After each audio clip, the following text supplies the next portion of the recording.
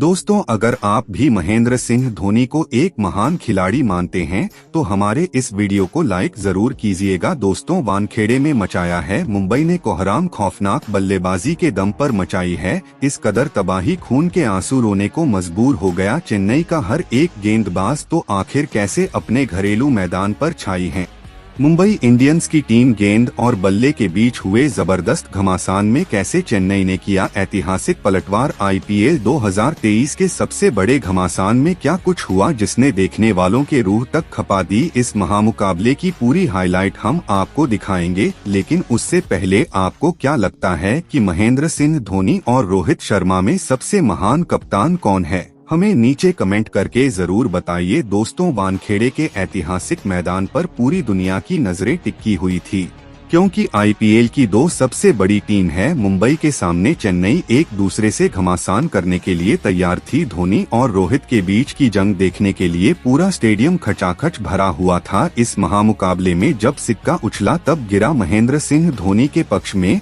और उन्होंने मेजबान मुंबई को पहले बल्लेबाजी का न्योता दे दिया। पूरा स्टेडियम रोहित रोहित, धोनी धोनी, सचिन सचिन के नारों से गूंज रहा था। ऐसा जोश और जुनून आईपीएल 2023 में पहले कभी नहीं देखा गया था, जो इस मुकाबले के लिए लोगों में देखा जा सकता था। रोहित शर्मा के साथ इस मुकाबले में पॉकेट डायनामो ईशान किशन की जोड़ी अपने करोड़ों फैंस की खुशियों में चार चांद लगाने के लिए मैदान में उतरे। उनके सामने पहले ही ओवर में दीपक चाहर की चुनौती थी, लेकिन रोहित के इरादे तो कुछ और ही थे। कप्तान रोहित ने अपनी शानदार कवर ड्राइव का नजारा दिखाते हुए एक्स्ट्रा कवर के क्षेत्र में खूबसूरत चौका बटोरकर अपने और टीम के रनों का खाता खोला था। उस बेहतरीन शॉट को देखकर ही अंदाजा लग गया था कि रोहित आज हिटमैन वाले अंदाज में नजर आ रहे हैं। ओवर की अंतिम गेंद पर एक बार फिर उन्होंने कुछ उसी अंदाज में मिड ऑफ के क्षेत्र में चौका बटोरकर अपनी टीम को एक उठाकर शुरुआत दिलाई। रोहित को फॉर्म में देखकर उनके चाहने वालों की खुशियों का तो ठिकाना ही नहीं था। सभी उनसे एक बड़ी पारी की उम्मीद कर रहे थे। दोस्तों, जहां चेन्नई को रोहित शर्मा का खौफ था, तो वहीं दूसरे छोर से ईशान किशन खुद उनके लिए काल का दूसरा नाम बनकर गए। पारी के